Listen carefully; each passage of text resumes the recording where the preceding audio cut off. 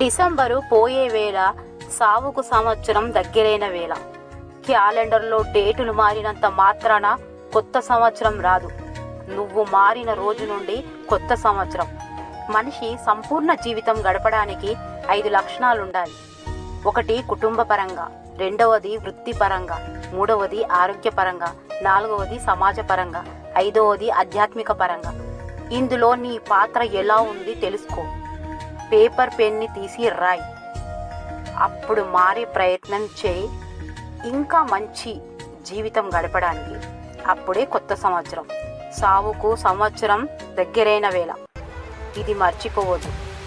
ఈ అన్ని లక్షణాలలో నీ పాత్ర ఉంటేనే అది నీ జీవితం సక్సెస్ అయినట్టు.